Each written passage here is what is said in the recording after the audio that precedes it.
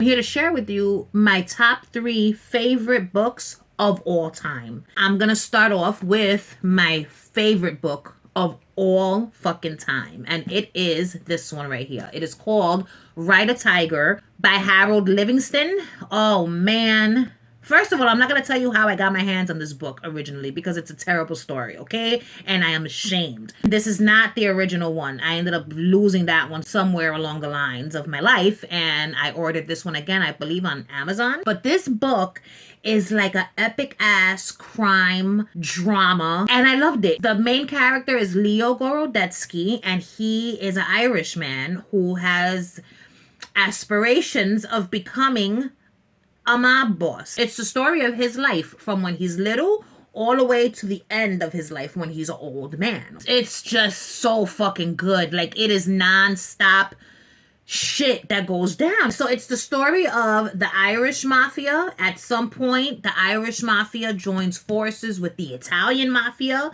and they become this just one big entity that can't nobody fuck with. The movie Scarface, you know how Tony Montana has his best friend Manolo? So there's like a Manolo-esque character in here, which is Leo's right-hand man. It was so good. So like, if you like Scarface, if you like The Godfather, if you like Goodfellas, even though there was nothing funny in this book, I feel like Goodfellas was fucking hilarious. This book, I don't remember laughing. I just remember not wanting to put the book down. Oh man, the ending. I would recommend this book to anyone who loves a good crime drama book, anyone who loves shit about the mob, stories about coming up, because it's like the come up of Leo Gorodetsky. That would have been a great title. The come up of Leo Gorodetsky. Ride a Tiger, man. Youngblood says it all the time. Favorite book of all time. So, so good. Is it teaching you anything? No, but it's entertaining, and that's all that matters. The second favorite book is The Notebook by Nicholas Sparks. Oh man, so this book, there's several reasons why this is my favorite book. First reason this is my favorite book is because the story is so beautiful. You know what I'm saying? Like, the love in this story is so beautiful. It's just a great story about love and loss and remembering, and oh god. So it's just a beautiful story. I don't want to tell you anything about it if you've never read the book or seen the movie. If you know nothing about the book, go into it blind and read. But the second reason why it's my favorite book is because of the story behind the book in my own personal life. Okay, I read this book during a time where I was sad, brokenhearted over a fucking guy, an asshole who didn't deserve my broken heart. Okay, he ended up incarcerated, and this book, I mailed it to him. After I read this book, I mailed it to him. So this book has been to prison. It has his last name in it and his numbers at the time, like his inmate number. So there's like jail mementos in here. Memorabilia, you know? There's memorabilia in here. Anyway, so this book holds memories for me, which is another reason why it's my favorite book. But put that to the side. If the book didn't hold memories, the book would still be one of my favorites because of the story. This is one of the best love stories ever written, if you ask me. And the final book that's on my top 3 favorite is Letters to a Young Poet by Rainer Maria. I always struggle with this last name. Rainer Maria. Look, just look. That's the person's name right there.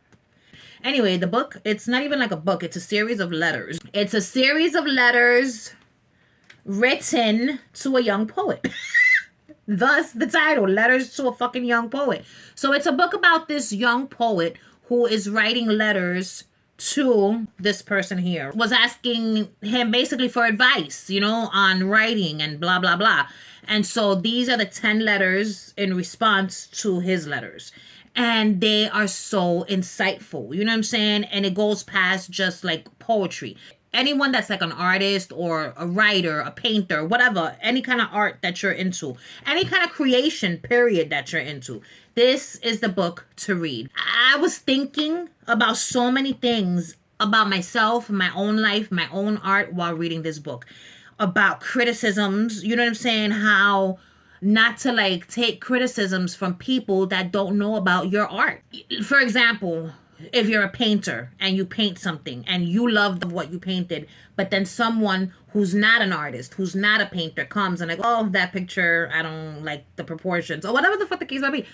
Why would you take that criticism if this person wouldn't be able to fucking know what art was if it smacked them in the face? You know what I'm saying? Like, why would you do it? If you're a poet and you have someone criticizing your work who couldn't come up with a poem to save their life, why would you accept criticism from them, negative criticism from them?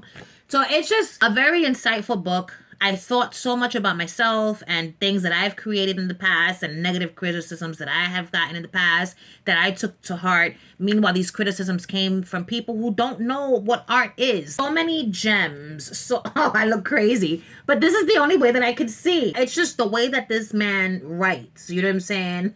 I look fucking crazy. And the shit that he says, I thought was just so...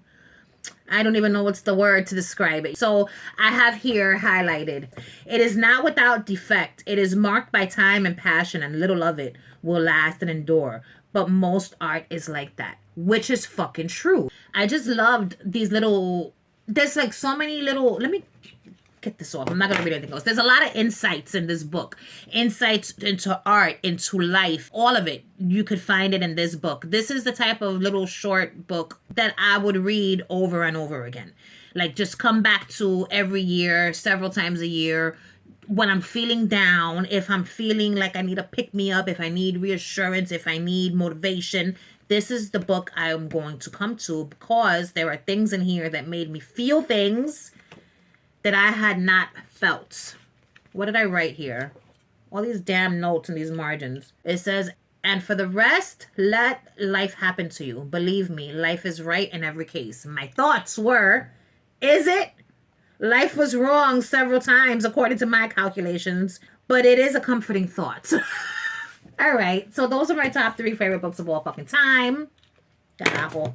And I have other favorite books. These are not the only ones, but these are my top 3 favorite books. I have a shelf over here where they're all piled up and resting together because I want them together. Thanks for watching. Goodbye.